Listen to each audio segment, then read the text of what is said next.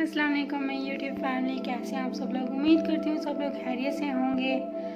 आज है फ्राइडे, सबको जुम्मा मुबारक। और अभी मगरिब हो चुकी है। सारा दिन टाइम नहीं मिलता, इतने छोटे दिन हो गए हैं, टाइम का पता चलता ही नहीं। ऐसे दिन गुजर जाता है काम करते करते, बिल्कुल भी टाइम का पता नहीं चलता। बस सारा दिन इसी तरह फटाफट से भाग जाता है। और काफ़ी दिन से व्लॉग अपलोड नहीं हो रहे। आज मैं आपको एक रियल स्टोरी सुनाऊंगी। आज से स्टार्ट करूंगी इंशाल्लाह। वो को मैं सारी डायरी सुनाऊंगी, स्टेप बाय स्टेप अपलोड किया करूंगी। एक रियल कहानी है, उसका एक एक पेज, एक एक वर्का मैं आपको पढ़ के सुनाऊंगी। ये कहानी कौन से सन में लिखी गई है ये भी मैं आपको बताऊंगी। सन 2000।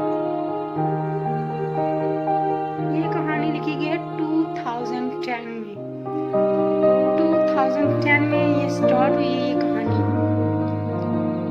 और ये एक रियल स्टोरी है। ये एक बच्ची ने लिखना स्टार्ट किया। 2010 में लिखना स्टार्ट की थी उसने, जब उसकी अपनी एज 2010 में ये स्टार्ट हुई है। और आज सन 2022 है, मतलब कितने साल हो गए हैं? 12 साल। और जब उस बच्ची ने ये लिखना स्टार्ट की थी अपनी जिंदगी के, वो light of, I am so sorry, light of हो गई थी। इसमें मेरा कोई कसूर नहीं है, लाइट आ गई है। तकरीबन 5 मिनट ऑफ रही होगी, फटाफट से आ गई, शुक्र अल्लाह का। और मैं किधर पहुंची थी, मैं आपको किसी की लाइफ के बारे में बताना चाहती हूँ।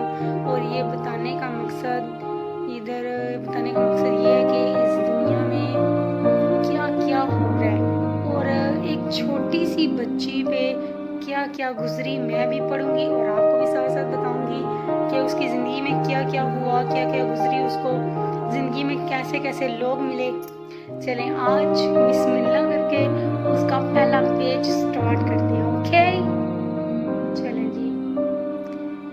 वो लिख रही है सन 2010 में, जब मेरी अम्मी की डेथ हुई तो मेरी उम्र थी 12 साल। और मेरी फैमिली में थे, मेरी 2 भाभियाँ थी और 4 भाई थे। वो लिख रही है अपनी स्टोरी में। इधर से उसकी लाइफ स्टार्ट हो रही है।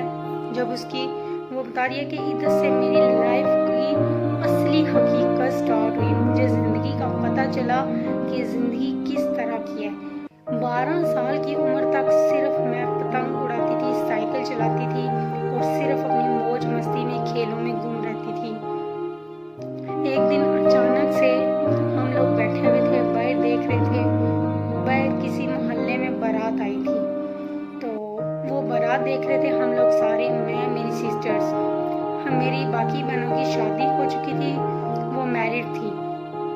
हाँ, मैं थी सबसे छोटी और मुझसे बड़ी जो अनमैरिड थी 2 मेरी सिस्टर्स थी। हम 3 बहनें थी जो कुंवारी थी, बाकी शादीशुदा थी।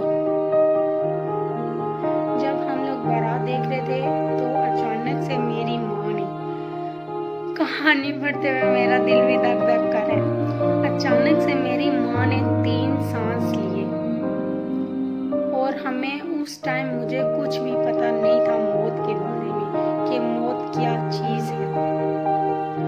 एकदम से जब हम लोग उठे बारात देख के, तो हमने अम्मी को, मेरी बड़ी बहन ने अम्मी को हाथ लगाया।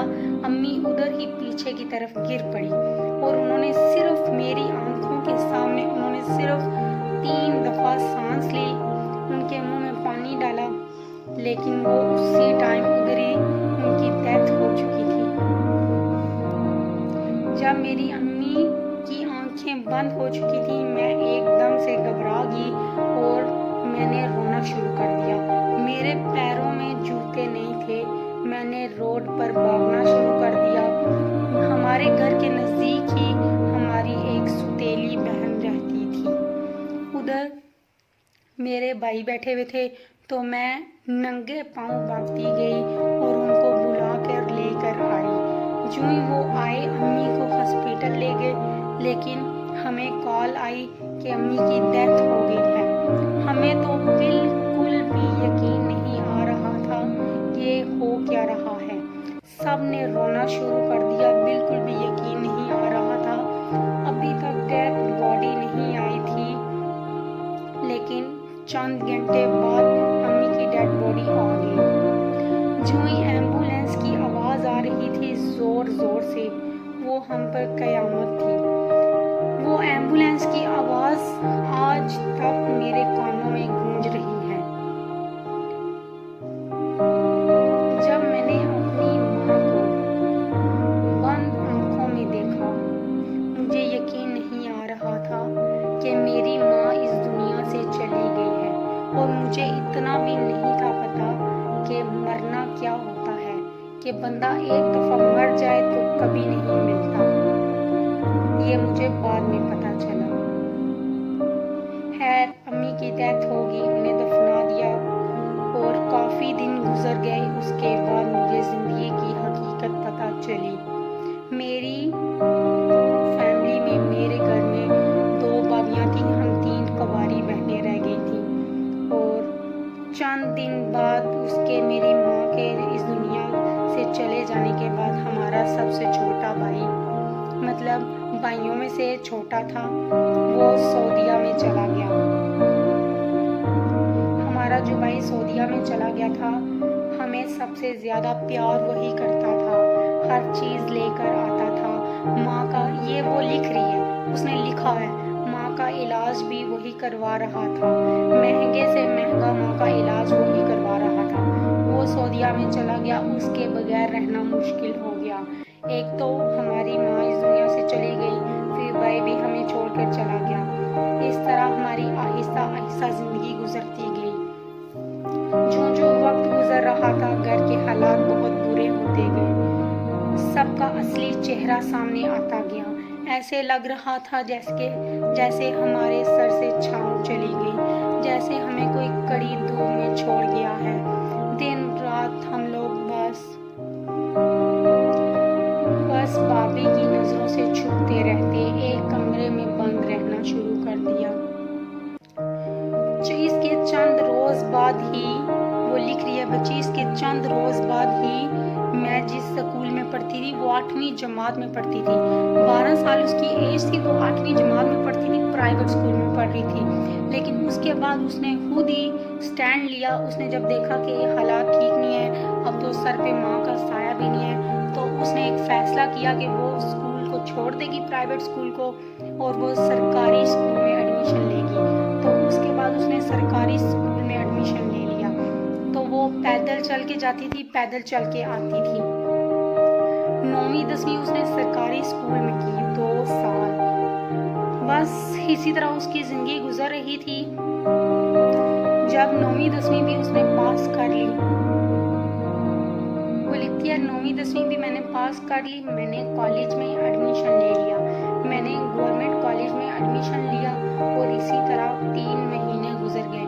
मेरी लाइफ ठीक चल रही थी। 3 महीने बाद मुझे पता चला कि इस कॉलेज में एडमिशन बिल्कुल फुल हो चुके हैं और अभी तक मेरा इस कॉलेज में एडमिशन नहीं हुआ।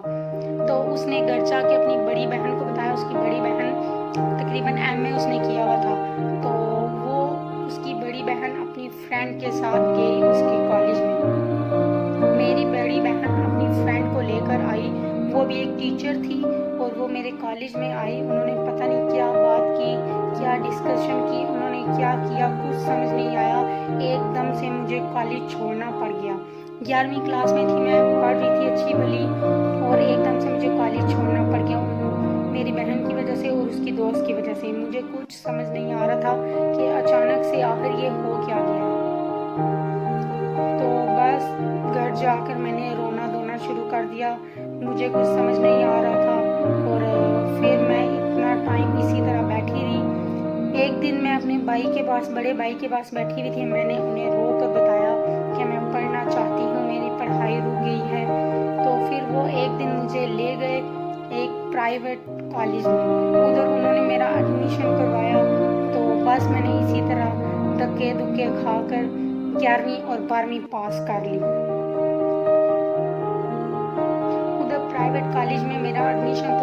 का था, लेकिन उधर फीसें बहुत ज़्यादा थी जो कि हम लोग बिल्कुल भी अफोर्ड नहीं कर सकते थे। लेकिन फिर भी मैंने प्रिंसिपल से बात की, उनके आगे रिक्वेस्ट की, उनको तरस आया, उन्होंने मुझे कॉलेज बैठने दिया। मेरे पास बुक्स तो ऑलरेडी थी, तो मैंने इसी तरह कॉलेज में बैठकर मैंने प्राइवेट जिस तरह भी पेपर देते हैं पेपर वगैरह दे लिए। मैंने 11वीं 12वीं पास कर ली। फिर मैंने 13वीं में एडमिशन ले लिया। कार्य है कि 13वीं में मैंने एडमिशन ले लिया। ये सब उसकी पढ़ाई के बारे में मैं आपको सीधा सीधा बता देती हूँ, उसकी पढ़ाई के बारे में। फिर उसकी पर्सनल लाइफ कैसे गुजरी, उसकी माँ के जाने के बाद उसकी ज़िंदगी कैसे गुजरी, उसके साथ क्या क्या हुआ, उसकी भाभीयों ने सब ने कैसे क्या क्या किया उसके साथ, और आज वो लड़की किस जगह पे है, किस मुकाम पे है, या क्या कर रही है, जिंदा है मर गया है, ये भी मैं आपको इंशाल्लाह आगे जाके लाजमी बताऊंगी।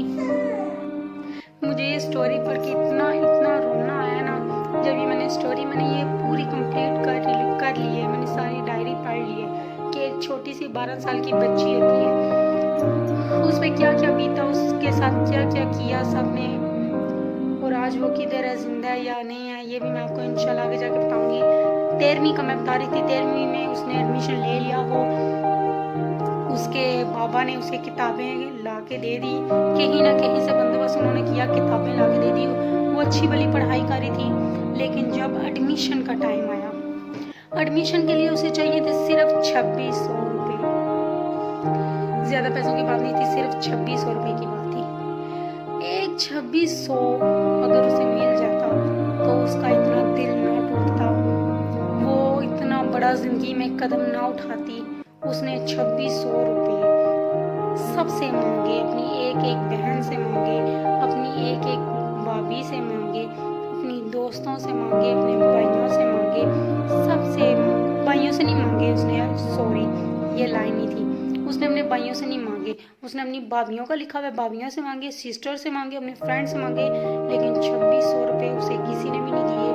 और उसका फॉर्म वो जो लेके आई थी, वो 100 रुपये का फॉर्म उसने फिल किया हुआ था, वो फॉर्म उसी के पास रह गया, उसी तरह फिल हुआ, उसका दाखिला नहीं गया। जब दाखिला जाने की लास्ट डेट थी, वो इतना रो के रोई थी ना, वो बहुत ज़्यादा रोई थी पागलों की तरह कि मेरा एडमिशन नहीं गया।